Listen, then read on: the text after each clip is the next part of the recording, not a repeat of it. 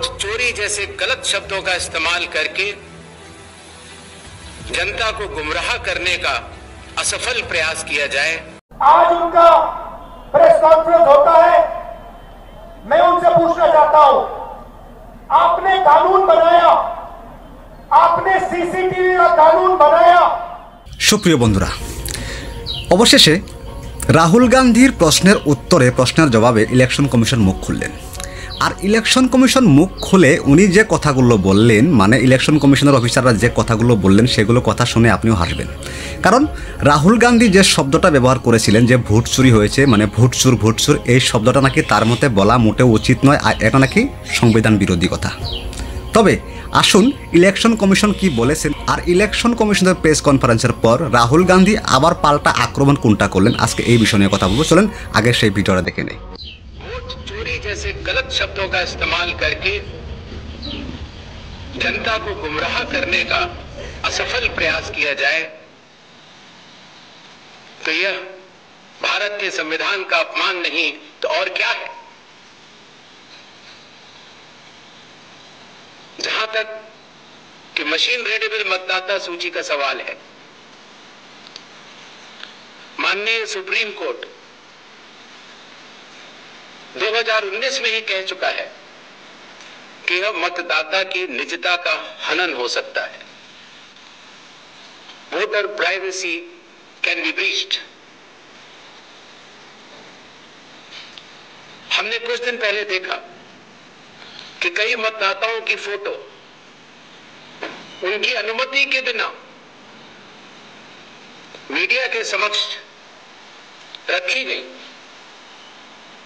उनके ऊपर आरोप लगाए गए, उनका इस्तेमाल किया गया। क्या अपनी माताओं, बहुओं, बेटियों सहित किसी भी मतदाता की सीसीटीवी वीडियो चुनाव आयोग को साझा करनी चाहिए क्या? সো আপনারা স্পষ্ট দেখতে পেলেন যে ইলেকশন কমিশন যে কথাগুলো বললেন, সরাসরি রাহুল গান্ধীকে তার মানে আর কি চ্যালেঞ্জ করা, যে একজন মানুষের ছবি তার অনুমতি ছাড়া, তার মানে সব কিছু, তার মানে ইলেকশন কমিশনের মধ্যে তার মানে সব কিছু ঠিক আছে, রাহুল গান্ধী যে কথাটা বলেছে এটা সম্পূর্ণ তার মানে মিথ্যে কথা, আর এটা উচিত নয়, আর এটা সংবিধান বিরোধী। আসুন এবার দেখব রাহুল গান্ধী কি বলে ইলেকশন কমিশনারের সেই প্রেস কনফারেন্সের প্রেক্ষাপটে। এদিকে রাহুল গান্ধী কি বলেছেন, এই সকল কথা আমি বিশ্লেষণ করার এর মানে হলো যে এই কথাগুলো হিন্দিতে, আর আমার ভিডিও যেহেতু বাংলাতে, আমি তাহলে কিছু কথা আমি আপনাদেরকে বলে দিতে পারবো। प्रेस कॉन्फ्रेंस होता है, मैं उनसे पूछना चाहता हूं, आपने कानून बनाया, आपने सीसीटीवी का कानून बनाया, फिर आपने उस कानून को बदला क्यों? सरकार ने क्यों बदला? मैं एक और सवाल पूछना चाहता हूं, भाई और बहनों, आप जानते हो कि इलेक्शन कमिश्नर पर कोई भी केस नहीं किया जा सकता है। आप जानते हो कि हिंदुस्तान का कोई भी court, high court, supreme court उन पर केस नहीं कर सकता है। आप जानते हो ये कानून कब बना? जानते हो 2023 में ये कानून बना। ये कानून 2023 में क्यों बना? क्योंकि नरेंद्र मोदी और अमित शाह ये चाहते हैं कि इलेक्शन कमीशन के खिलाफ कोई कार्रवाई नहीं कर पाए, क्योंकि इलेक्शन कमीशन उनकी मदद कर रहा है, उनके साथ वोट चोरी कर रहा है। और हमने इंडिया गठबंधन के बिहार के नेताओं ने मन बना लिया है कि बिहार में हम वोट चोरी नहीं होने देंगे।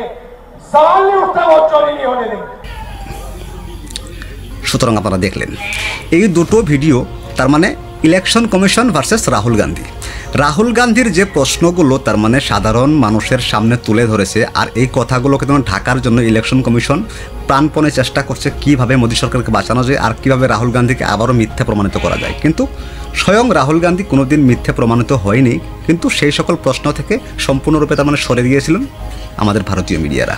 আর ভারতের সমস্ত মিডিয়া কিন্তু বর্তমান সরকারের পক্ষে, এমনকি ইলেকশন কমিশনকে বাঁচানোর জন্য তার অনেক চেষ্টা করছে। তবে আজকের ভিডিও এই পর্যন্ত। যদি ভিডিও ভালো লেগে থাকে তাহলে একটু লাইক করে দেবেন, আর কমেন্ট করে আপনার মতামত জানান, আর হ্যাঁ, নতুন হয়ে থাকলে আমার চ্যানেলকে সাবস্ক্রাইব করতে ভুলবেন না। ধন্যবাদ।